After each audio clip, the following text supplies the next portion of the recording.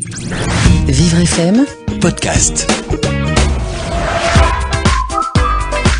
Jusqu'à 11h, la vie des associations sur Vivre FM. La vie des associations est aujourd'hui consacrée à l'association 100% la vie et on en profitera pour parler de la course des héros parce que c'est un événement extrêmement important et vous comprendrez pourquoi dans un instant. C'est très très important. Alors pour nous parler de l'association 100% la vie, Pascal Alt est avec nous. Bonjour Pascal. Bonjour Benjamin. Il est accompagné par Claire Bouteau de la Combe. Bonjour Claire. Bonjour Benjamin. Vous n'avez pas peur des micros, je le sais, parce qu'on vous entend sur une radio concurrente et néanmoins concurrente. Donc, et vous parlerez justement d'un cas qui vous occupe, le cas d'un petit garçon qui a grand besoin justement de cette course des héros. On va tout vous expliquer dans un instant, mais peut-être d'abord on va passer par l'explication de ce qu'est cette association 100% la vie, avec ce très beau jeu de mots 100 s'écrivant C-E-N-T pour 100 S-A-N-G. Pascal, c'est à vous. Bien, bonjour Benjamin, et tout d'abord merci à nouveau de nous recevoir. Bonjour à toutes et à tous. L'association 100% la vie est une association loi 1901 reconnue d'intérêt général et créée en 1999 par le professeur Étienne Villemer, chef du service hémato-immunologie de l'hôpital Robert Debré. Son objet, c'est la lutte contre l'ensemble des hémopathies malignes et principalement la leucémie, qui est un cancer du sang, des globules blancs du sang. Alors comment on fait pour lutter contre la leucémie, une association comme la vôtre ? Alors une association comme la nôtre, elle utilise essentiellement des subventions, les financements lors d'événements comme la course des héros ou autres, ainsi que des partenariats. La manière de financer, d'aider à la lutte contre la leucémie sont de trois niveaux. L'information, la sensibilisation et diffusion de l'information, qui prend beaucoup de temps, qui est complexe, parce que c'est un sujet délicat. Deuxièmement, le financement à la recherche. Donc, on a des programmes de recherche clinique qui sont en général de trois ordres, des programmes pour aider les jeunes chercheurs à mettre en place vraiment à l'occasion de leur thèse la véracité de leurs propos, de leurs hypothèses. Deuxièmement, des sujets majeurs et troisièmement, des sujets très importants. Donc l'ensemble des finances d'un projet varie de 20 à plus d'1 million d'euros. Tout ça est soumis à un comité scientifique. Comment ça se passe ? Oui, nous avons la chance, et c'est aussi parce que 100% a été créé par des médecins, par des professeurs, et pas des moindres, d'avoir les services bénévoles d'un ensemble de chercheurs présidés par le professeur Morissette Michalet que je salue et qui est chef de service au CHU de Lyon. Alors tout à l'heure, vous parliez de la sensibilisation, de l'information plutôt, j'imagine, en direction du grand public. Les médecins, ça n'est pas vous qui les informez, j'imagine. Ils s'informent eux-mêmes de par les congrès aussi, parce qu'ils vont de par le monde, et ils se font visiter par des médecins de pays étrangers. Donc j'imagine que c'est plutôt le grand public que vous touchez par l'information. Alors en fait, on touche le grand public dès le plus jeune âge, je dirais, déjà dans les écoles primaires, CM1, CM2, puisque l'association est agréée par l'Éducation nationale, donc on se déplace, on prend un premier rendez-vous avec l'équipe, le staff enseignant, et on propose, en fonction de l'auditoire, soit un complément au cours de SVT, soit vraiment une session d'information avec remise de documents par les jeunes enfants à leurs parents, et en expliquant les besoins et les devoirs citoyens, comme le don de sang, le don de plaquettes, et l'inscription au fichier de donneur de moelle osseuse. Ça, c'est un premier point. On touche aussi le grand public au travers des journées nationales contre la leucémie que nous co-organisons avec l'association Laurette Fugain depuis 2014 et l'ensemble des structures qui sont impliquées dans la lutte contre la leucémie. C'est un week-end, en général le dernier week-end de mars, qui permet de collecter de manière massive des fonds, mais aussi, bien sûr, d'aller à la rencontre du passant, du grand public. Et enfin, dans les lycées, aussi les entreprises. Nous avons quelques entreprises qui commencent à nous recevoir pour sensibiliser et ouvrir le dialogue autour du cancer. Comment on fait pour sensibiliser les jeunes enfants justement au don de sang, par exemple ? C'est facile, c'est quand même un sujet difficile. Alors, c'est un sujet, il y en a des beaucoup plus difficiles. Ouais. Celui-là n'est pas le plus compliqué, ça se passe bien parce que nous avons la chance d'avoir parmi nous, dans notre équipe, là aussi de bénévoles, plusieurs professeurs. Notamment, vous avez dû avoir sur votre antenne il y a quelque temps Bernadette Lepelletier, qui est professeure des écoles et qui, par son réseau, par sa connaissance du métier et le sérieux des cours qui sont dispensés dans les écoles primaires, a pu tout naturellement orienter l'association vers ce genre de discussion et de présentation. Donc c'est quelque chose de très ouvert, de très fonctionnel et de très pratique. Vous savez, les choses sont simples quand on sait les dire simplement. Donner son sang, bon, il y a une petite piqûre, mais donner son sang quand on sait que ça peut aider quelqu'un qui est malade, ça prend une autre dimension. Oui, c'est sûr. Et est-ce que vous avez constaté déjà justement que en informant les enfants, parce que c'est important, finalement on informe encore mieux les parents, parce que les enfants, hein, ils parlent, hein, ils communiquent aussi, ils partagent. Alors les enfants parlent beaucoup, hein. On a eu cette chance, enfin moi je l'ai eu, c'était au lycée Évariste Galois à Sartrouville en mars dernier. J'étais devant une centaine de délégués de l'ensemble du lycée, réunis par l'occasion par ma fille Cécile, dont je profite pour lui faire un petit coucou à l'approche du bac, et qui. On lui dit merde. Voilà, oui, d'autant qu'elle est reçue en Espagne là. Et en plus elle peut pas dire merci, donc c'est très bien. À son cursus de droit. Oui. À la fin de cette séance d'information, deux lycéens, un lycéen et une lycéenne, sont venus me trouver. Ils étaient majeurs tous les deux, pour me demander comment faire pour rejoindre le registre des donneurs de moelle osseuse. Ça c'est chouette, hein. Ça fait un frisson. Ça veut dire que ça marche. Oui. Ça marche bien. On parle aujourd'hui de l'association 100% la vie. On en parle sur Vivre FM et on va continuer d'en parler après une pause musicale sur Vivre FM. Vous écoutez La vie des associations sur Vivre FM. Nous sommes aujourd'hui avec l'association 100% la vie, représentée par Pascal Halt, qui est accompagné de Claire Bouteau de la Combe. Alors, Pascal, moi j'aimerais que nous revenions sur les journées nationales que vous organisez. Vous en avez dit un petit mot tout à l'heure, mais je suis sûr qu'il y a encore plein d'autres choses à dire. Oui, c'est un vaste sujet qui nous a demandé à Laurette Fugain et à 100% la vie énormément de travail en plus de nos travaux respectifs. Alors les journées nationales, on les a voulues parce que nos deux structures sont complémentaires. Avec de notre côté cette connaissance et cette historique de l'écosystème familial. Vous avez à peu près 200 associations de familles qui ont été créées en 20 ans, 30 ans en France, bien souvent autour du décès d'un enfant ou d'un adolescent, mais pas que. Et puis Laurette Fugain, en hommage à Laurette Fugain, sa maman, donc à Stéphanie, créé cette association que tout le monde connaît, que je ne vais pas représenter. Et il y a une réelle complémentarité qui d'ailleurs s'est concrétisée au jour le jour pour la réalisation de ces journées. Alors ces journées, leur première édition a eu lieu en 2014, fin mars. On a réussi à mobiliser une cinquantaine de structures, des toutes petites ou un peu plus importantes. Néanmoins, on manque cruellement de bénévoles. J'y viendrai tout à l'heure, mais on a réussi, grâce bien sûr à l'appui des médias, aux gratuités et surtout au cœur des gens. Parce que on est en période de crise, c'est difficile, on le sent bien tous, notre pouvoir d'achat est limité.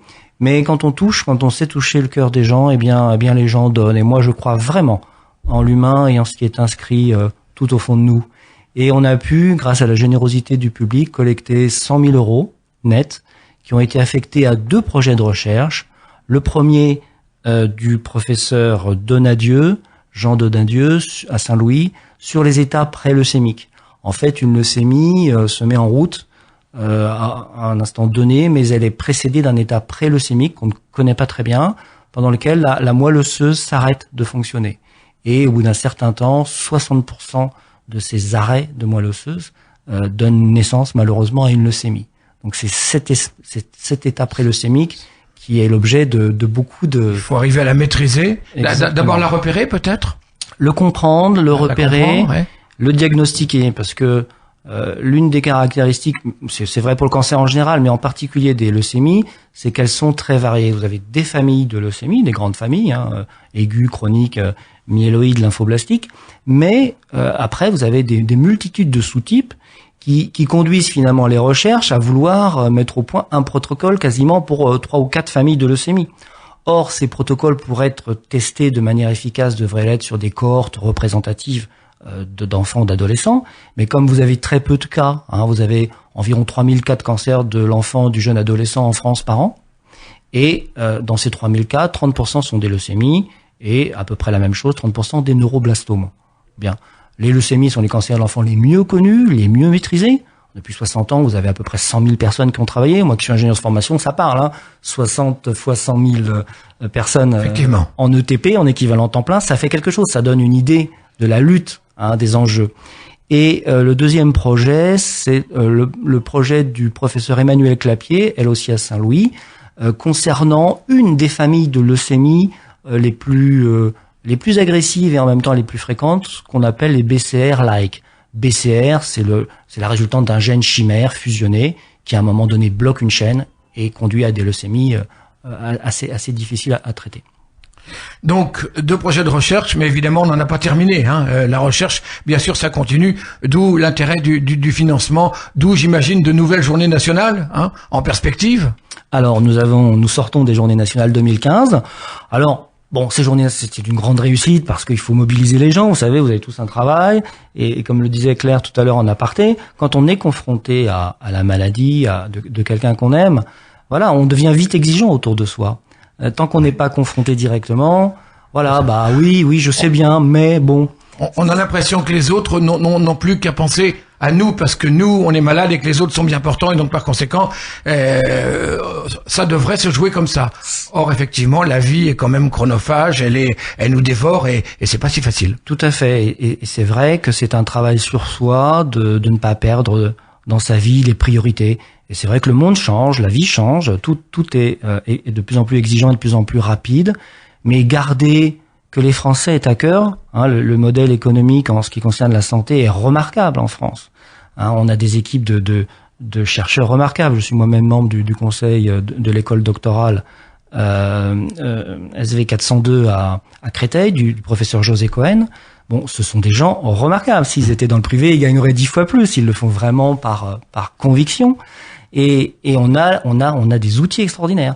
Donc que les Français pensent bien à garder la santé et en particulier la santé des enfants, parce que les enfants c'est l'avenir. Si on commence à ne pas se mobiliser tous pour nos enfants, ça va pas. Oui, ça ne va pas. Eh ben, on va continuer à parler de vous, avec vous, évidemment. On va parler des bénévoles dont vous avez grand besoin également. On va le faire, si vous le voulez bien, après une pause musicale sur Vivre FM. La vie des associations, jusqu'à 11h sur Vivre FM. La vie des associations est aujourd'hui consacrée à l'association 100% la vie. Pascal Alt est là pour nous en parler et elle est accompagnée par Claire Bouton de la Combe.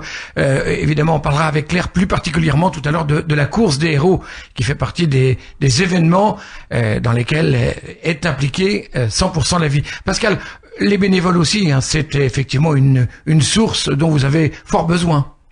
Oui, j'ai l'habitude de dire sur ce sujet que aux gens qui me disent j'ai pas le temps ou qui me le font comprendre, et je le comprends, que voilà, une année c'est 8700 heures. 8700 heures, il y a toujours un moment dans une année où on s'ennuie, où ça va pas, il fait gris en novembre, etc. Je dis cette heure-là, vous la confiez à 100% la vie, vous faites quelque chose et ça sera pas perdu. Ouais. Alors justement, qu'est-ce qu'on fait à 100% la vie quand on devient bénévole? Alors des tas de choses, ça va du rapport d'étonnement, c'est important d'avoir de manière régulière, une fois par an, un stagiaire, un jeune, en général, qui fait un rapport d'étonnement, comment il voit l'association de l'extérieur. Ça permet de ne pas nous égarer quelque part, de ne pas nous prendre non plus trop au sérieux, parce qu'on fréquente un petit peu souvent des sommités. Et puis, on a tout un ensemble de tâches, bien sûr, administratives, traduire, populariser des documents scientifiques à l'usage du grand public. On a aussi des documents, beaucoup de documents, soit à traduire en anglais, puisque l'anglais est devenu l'espéranto moderne. Oui, c'est ça. Oui, c'est on a aussi des organisations d'événements. On a eu plusieurs bénévoles qui se sont lancés dans l'organisation d'événements, de la recherche de partenariats. On est partenaire avec pas mal de sites en commerce électronique. Je veux faire un peu de publicité pour Missy, qui est un site de vente de maillots de bain en ligne, qui permet 1 euro pour une asso à chaque achat. Pas mal. Et parmi les opérations dans lesquelles vous êtes impliqués, je le disais, la course des héros. Alors la course des héros, c'est un événement majeur connu d'à peu près tout le monde, en tout cas du monde associatif, puisque c'est une plateforme dite de crowdfunding, de dons en ligne, qui permet, je dirais, c'est la digitalisation, vous savez, du petit cahier de tombola qu'on vendait à nos parents, à nos amis dans la rue quand on était gamin. C'est ça. À l'école, on nous remettait un fameux timbre là, voilà, de 10 billets de tombola, etc. pour la kermesse, et on allait voir le cousin, la tante, le voisin d'en face, qui achetait un billet 5 francs à l'époque, 3 francs, et puis ça rapportait 50 francs, il y avait toujours un lot. Hein. Là, c'est un peu la même chose, sauf que c'est beaucoup plus simple. Et c'est worldwide, en tout cas c'est une plateforme nationale. Vous vous connectez, vous payez 17 € d'inscription pour courir, mais vous pouvez passer par une association. Vous choisissez sur le portail alvaroom.com l'association pour laquelle vous voulez courir. Vous cliquez pour 100% la vie au hasard, et là vous courez si vous avez réussi à collecter 250 €. Si vous collectez 40 €, 50 €, enfin 249 €, vous ne courez pas, mais l'argent va quand même à l'association. Si vous dépassez 250 €, vous les atteignez, vous courez, et en plus l'argent va à l'association. Alors il y a quelques êtres exceptionnels, fortement motivés, comme Claire, qui va nous en parler, qui font exploser les compteurs, puisque Claire est, pour les couleurs de 100% la vie, au top 4 d'Alvaroom, des collecteurs, coureuses, collecteurs, je sais pas si ça se dit comme ça, mais bon. C'est collecteur. Pour une superbe cause qui lui tient à cœur. Alors, justement, cette cause, on va en parler. Alors, Claire, vous avez fait la connaissance de la course des héros dans quelles conditions? Alors, j'ai connu la course des héros parce que j'ai des amis qui me l'ont fait connaître il y a 3 ans, et j'avais couru déjà pour une première association il y a 3 ans, pour l'Arc. Et cette année, j'ai voulu me réinvestir, mais j'ai choisi 100% la vie. Pour quelle raison? Alors, pour quelle raison? Parce que je suis touchée personnellement par la leucémie, puisque mon neveu César, de 2 ans et demi, a la leucémie depuis l'année dernière, depuis février 2014. Et on se sent très impuissant face à cette maladie, et on a envie d'aider, et parfois on ne sait pas quoi faire, parce que je ne suis pas scientifique, je ne connais que très peu cette maladie, et j'avais vraiment envie de faire quelque chose pour aider. Et je trouvais que la course des héros, c'était un moyen d'aider, de délivrer un message d'espoir, de combat pour la vie, à travers les valeurs du sport, et notamment la course à pied. Donc vous vous êtes mise à collecter, vous vous êtes mise à dire d'abord, vous vous êtes dit, moi je veux courir, donc je vais collecter les 250 €, c'est bien ça? Exactement.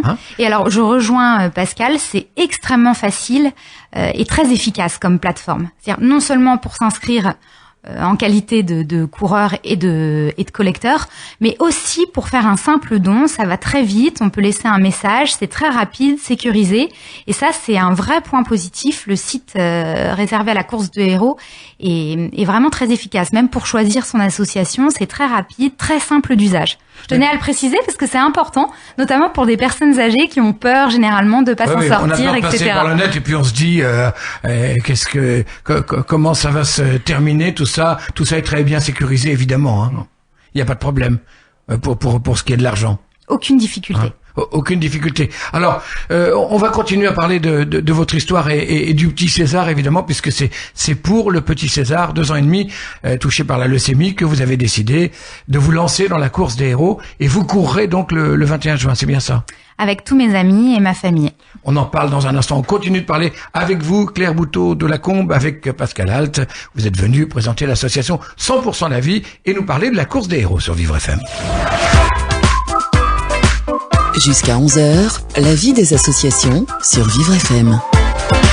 Nous sommes aujourd'hui sur Vivre FM avec l'association 100% la vie, représentée par Pascal Alt. Il est accompagné aujourd'hui de Claire Bouteau de la Combe, qui va participer pour le compte de 100% la vie à la course des héros le 21 juin prochain. Alors Claire, j'ai bien compris que pour s'inscrire, ça a été extrêmement facile pour s'inscrire à la course des héros, pas de problème. Alors là, vous vous êtes inscrite à partir du moment où vous aviez déjà les 250 €. Comment ça se passe? On s'inscrit d'abord et on collecte après? Comment ça se passe? Exactement. Il faut d'abord s'inscrire, payer des droits d'inscription, donc effectivement 17 €. Et ensuite, on s'engage à récolter 250 € pour courir. Alors, c'est vrai que si on n'atteint pas ce seuil, l'argent revient quand même à l'association. Oui. Mais on est très motivé pour atteindre ce seuil. Et j'allais dire, pour participer à la course, si vous n'atteignez pas la somme, vous pouvez courir. Alors vous courez mais sans dossard. Oui, non, je veux dire par là que vous savez, selon la fameuse expression, tu peux courir. En l'occurrence, vous ne courez pas. Mais là, vous l'avez atteinte facilement la somme. Je voulais savoir, par la plateforme, on peut aussi continuer on peut collecter pour courir ou pas. On est forcé d'y aller soi-même et sans l'aide de la plateforme. Comment ça se passe? En fait, vous choisissez. Soit vous décidez d'être un coureur, et c'est ce que je disais il y a quelques instants, vous vous engagez à récolter au minimum 250 € pour obtenir votre dossard et vous courez. D'accord. Vous n'avez pas envie de courir, ce qui est le cas de la plupart de mes amis qui sont un petit peu flemmards. Et donc là, ils vont décider ou parce qu'ils habitent loin, bref, hein, vous l'aurez compris, ils peuvent pas forcément courir.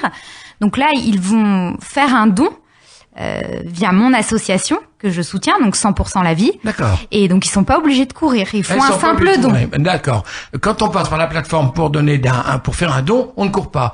Mais si on veut courir soi-même, il faut aller soi-même chercher l'argent. Exactement. Mais c'est très stimulant et très motivant. Alors justement, comment on fait du porte-à-porte? J'ai l'impression, vous le disiez, c'est une histoire de famille. Alors, je sais pas si vous nous l'avez dit sur l'antenne, mais hors antenne, on en a parlé. C'est une véritable histoire de famille que la vôtre, hein, et qui vous a permis et qui vous permettra de participer à la course des héros.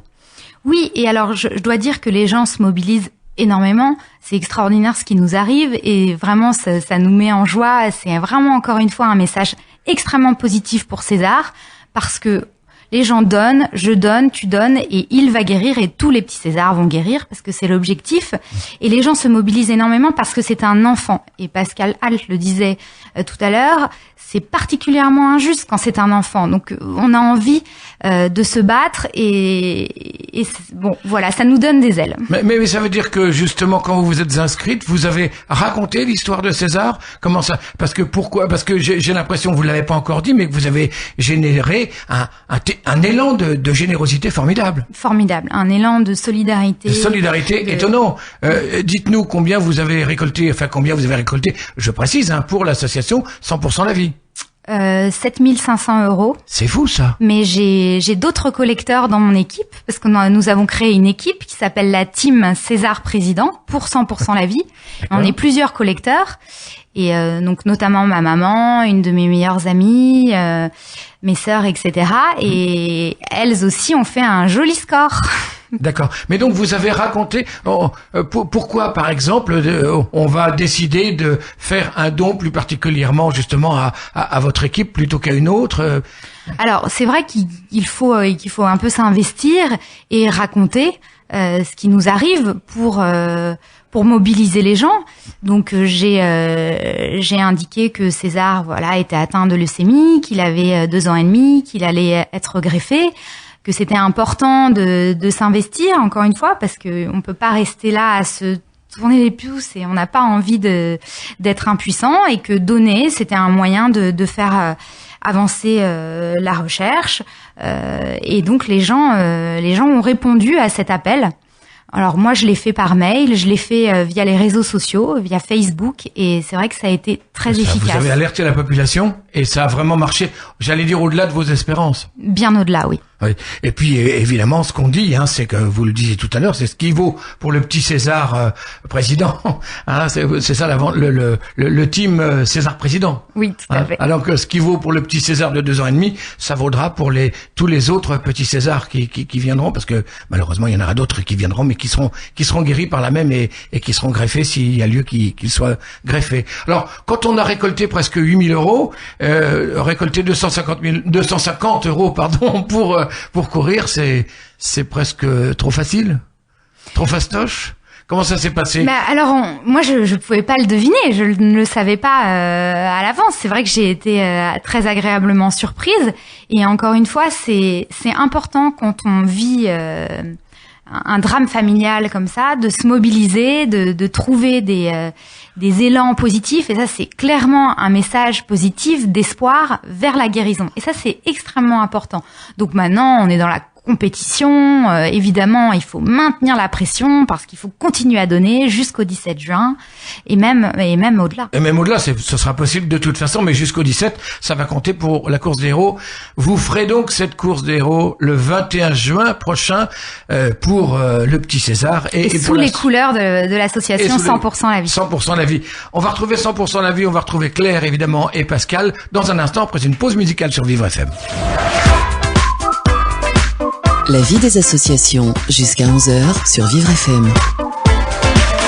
Ce sont les dernières minutes que nous passons en compagnie de Claire Bouteau de la Combe et de Pascal Alt qui sont venus nous parler de la course des héros et de 100% la vie, la course des héros qui va justement être jouée, j'allais dire, parce que ça va presque devenir un jeu le 21 juin, parce que c'est pas une vraie compétition, je pense pas en tous les cas, vous allez me dire ça Claire, par Claire Bouteau de la Combe. Donc cette course des héros, effectivement, elle peut être, on peut y participer même si on ne veut pas courir. Ça, on le disait tout à l'heure. Même si on ne peut pas courir, on peut d'ores et déjà donner pour cette course des héros. On peut défendre une équipe. Oui, je crois que c'est important de le dire pour tous les gens qui se sentent en empathie avec cette course et cet événement. Que tout don fait l'objet d'un reçu fiscal qui donne un abattement de 66%, conformément à la réglementation sur les impôts. Donc en fait, vous donnez, mais ça vous coûte pas 100%. Si donc on a tout intérêt à donner. Bien sûr, vous avez une réduction d'impôts et je crois que c'est aussi une manière, parce que Claire le rappelait tout à l'heure, on accompagne ce don d'un petit mot, d'un mot d'encouragement. Derrière César ou devant César, il y a son papa et sa maman. Il y a plein d'autres papas. La leucémie, c'est de l'enfant, c'est une famille, donc des parents et un enfant touchés tous les 3 jours en France, qui vivent ça. Ah oui, quand même, on n'a pas image de ça. Et qui le vivent pas avec le même soutien toujours, parce qu'ils ont la tête dans le guidon. Que si le papa et la maman d'Alexis peuvent peuvent rester auprès de César aujourd'hui. Au lieu de travailler, c'est parce que des associations ont œuvré pour faire évoluer la législation, pour qu'ils soient quand même salariés, payés, et tout en ayant droit à un certain nombre de jours de présence auprès de leurs enfants. C'est aussi parce que le corps médical a tout fait pour adapter les structures qui n'étaient pas pensées pour ça aux parents, parce que les associations les ont aidés à ouvrir des maisons de parents, etc., etc. C'est vraiment une chaîne de solidarité. C'est bien de signaler la force des associations et cette force ne sera rien, évidemment, sans votre volonté, à vous tous qui nous écoutez, de participer à la course des héros, de quelque façon que vous souhaitiez y participer. Ça, c'est important, Claire. Très important.